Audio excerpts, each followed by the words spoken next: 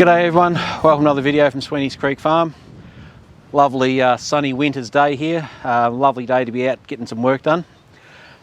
Next project is in relation to our fruit trees.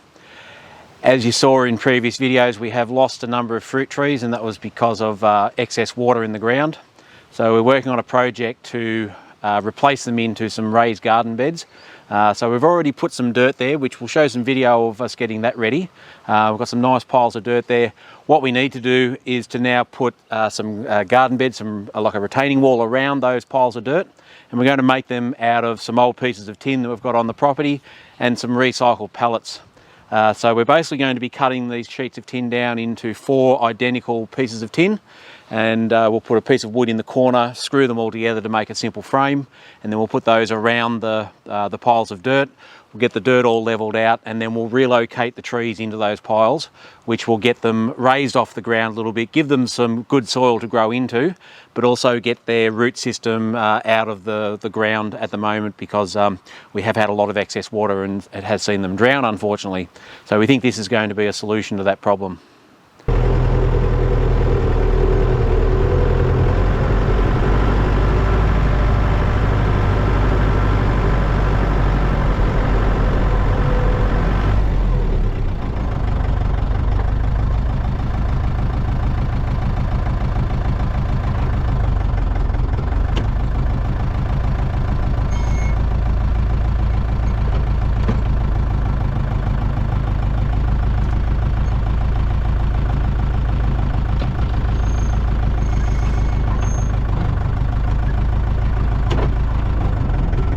So what I've done here is I've stacked up 4 pieces of tin. They're all the same size. We've put a central line and a line down the length.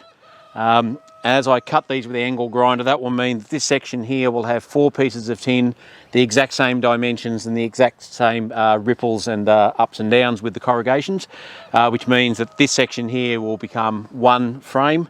The next one over here will make the other, and they're all going to be the same size because we're cutting them 4 at a time on the same lines. So we don't need to worry about any variance between this one and that one, because they're all going to be cut in a set, if you like, for each frame. So with that in mind, nothing to it now but to get the brand new angle grinder going. We're going to cut down the middle, and then we'll cut some long bits, and then we'll go from there. And of course, always remember, anytime you're using a power tool, particularly an angle grinder that will throw metal flakes and sparks, safety first. So protect your ears, protect your eyes, and do the right thing, because you only get one shot at these. When it all goes south, it can be quite serious. So let's be safe out there, everyone.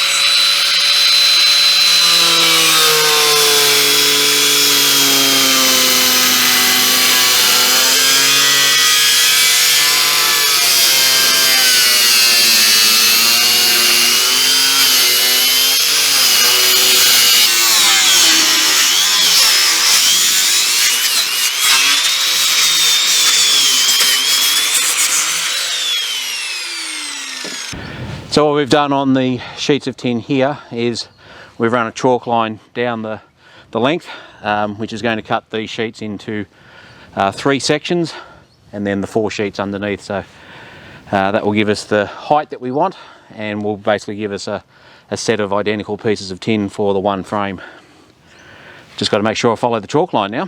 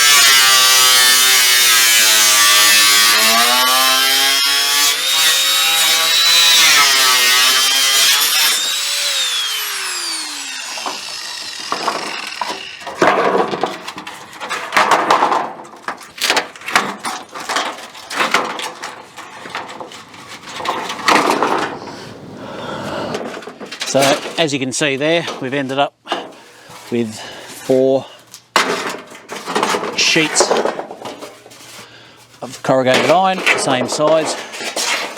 What we're going to do is attach a block and a block, and then the other one on there, which will then form the frame.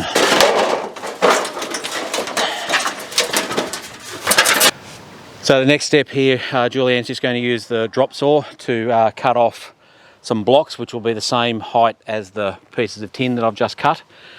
So these will go into the corner, and then the sheets of tin will be screwed onto 2 edges, forming a corner. So 4 sheets of tin, 4 blocks, put them all together, and you've got a square frame around the tree.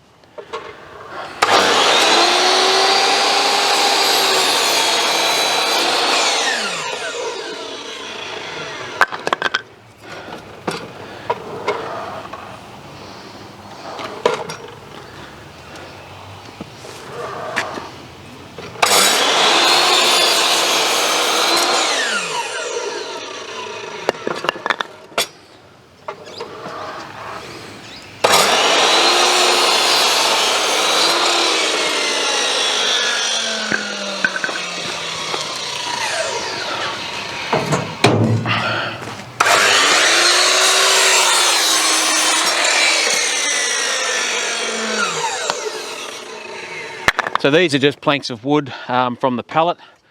We use our pallet destructing tool that we've got a video of previously.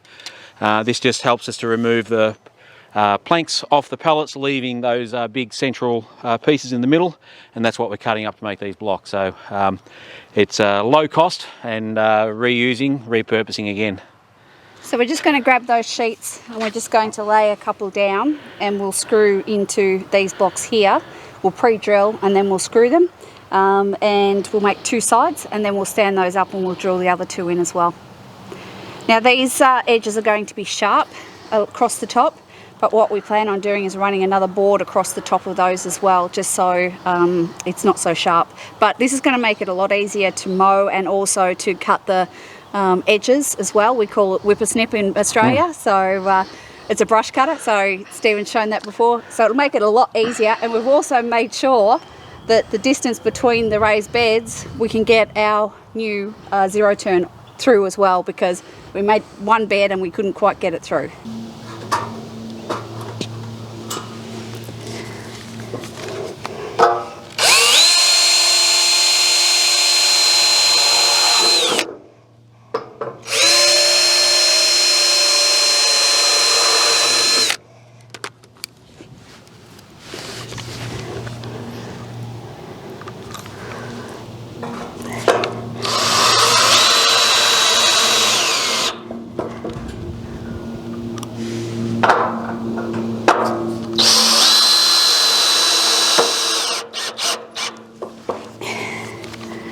Now I'm going to stand these 2 up, but I'm going to put them upside down, and then I'm going to put those ones to join. That way that I know that the tops are all the same, even if the bottoms are a little bit uneven, it's fine because they will be going in the ground slightly.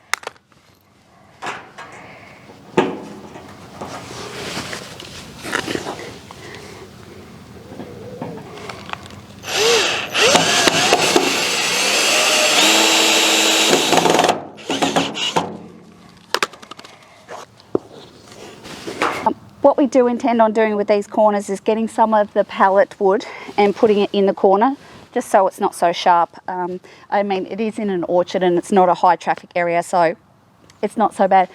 This is about 1.8 wide, well 1.8 square, which is about 6 foot. So we'll be able to make sure that when we put in the watering system, we can actually increase that out to the drip line of the tree.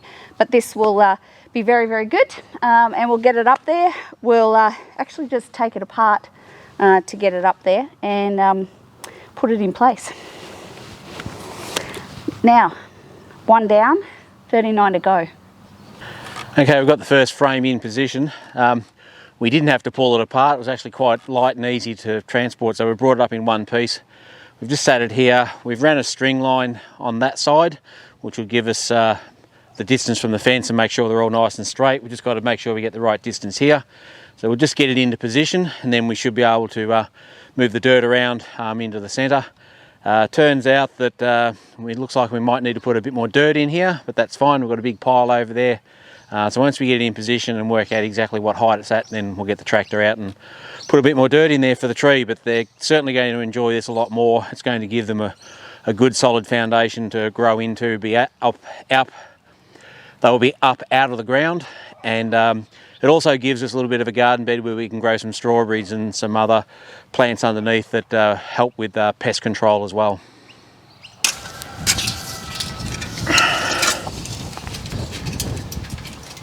Yeah? Yep.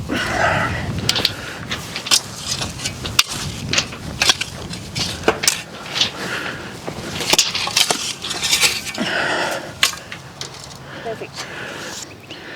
So as you can see there, that's the final product. We've had to move a little bit of dirt. We didn't have it quite in the right spot.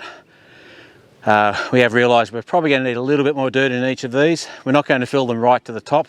We do need to leave a bit of space at the top for some mulch and other plants to grow, but certainly going to give the trees a nice pad of dirt to grow into, and then their roots can go down into that wetter soil as they need be, but they're certainly not going to drown while they're establishing themselves, which is when they're the most vulnerable. Once they're an established tree, they can tolerate a bit of variance a lot better, but this will certainly get them going.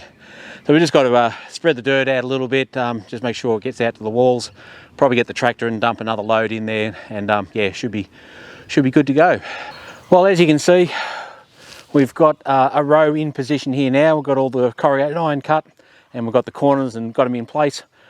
We've got one here filled up pretty full. We have left the right-hand edge here empty, and that's because Julianne's going to be running a watering system down the side there, so we don't want to fill it in and then have to dig it up, put the pipe in. So once the pipe goes in, then we'll just bring a bit of soil and cover that up. It'll look nice. It'll also mean that the pipes will be underground, so she doesn't have to worry about hitting the pipes when she's using her zero-turn lawnmower, which she absolutely loves to drive around here. It's going to make keeping this place under control with the grass a lot easier. We've selected this tree to go into the first one here. This is a quince tree. It was in the ground over there. It was quite lush and actually very moist soil.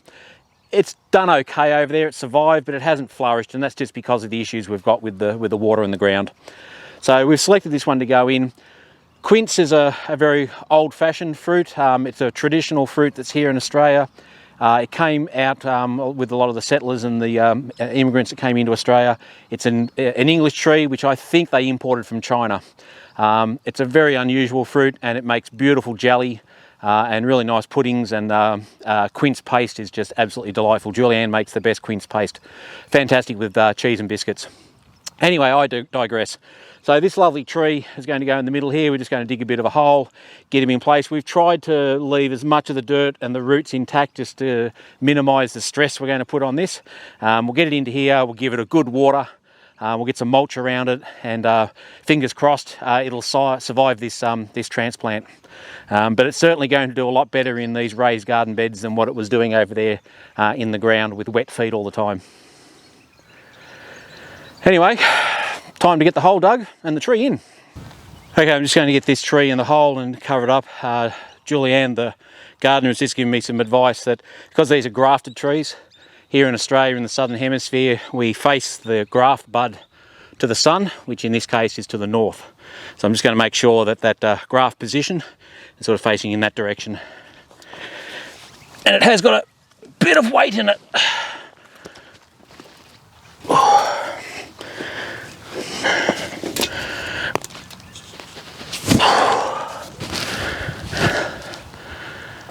Okay, you can see that's in position now. There's the graft bud, it's facing north. Also very important not to bury your graft down under the ground. So we're going to just keep the new soil at the level of where the previous one was. So we've got it at a nice height. So now as we just fill that in,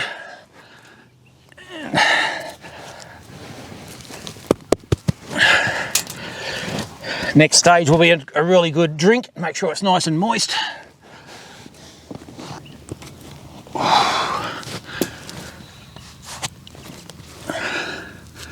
A little bit of grass around there we can get rid of.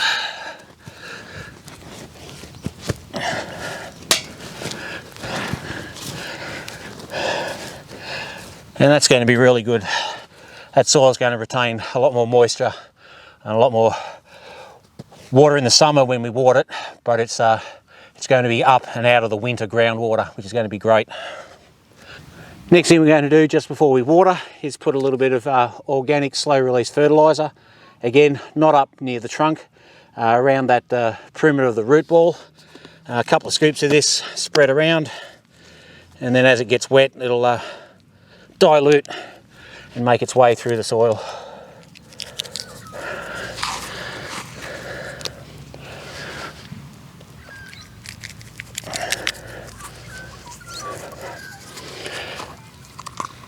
A little bit for good luck. Now time to just give it a drink. Well, there you go everyone. We've got one row of 9 constructed and in place. We just need to put a little bit more dirt in these ones behind us, and then we'll start transplanting the other fruit trees. Hopefully they'll all come up looking roses like this, and we'll be much happier in their new home. So we've got 2 more rows to do, so another 18. But yeah, Rome wasn't built in a day. We'll just take our time and get them built, and as we go through over the next few weeks. Thanks for being here everyone. Hope you enjoyed the video. Hopefully this might be a good idea for someone out there that also wants to relocate some fruit trees. The beauty of this too is we're going to have a bit of a garden bed to have some companion plants underneath. So as I said, might be having some strawberries under there, or some other plants that help to keep some of the pests away from the fruit trees. It's always great to have those companion plants underneath. Thanks for being here everyone. Hope you enjoyed the video. If you're new to the channel, consider hitting that subscribe button and hit that like button as well. And we love seeing the support and all the comments that we get from everyone. Thanks for being here guys. See you on the next one.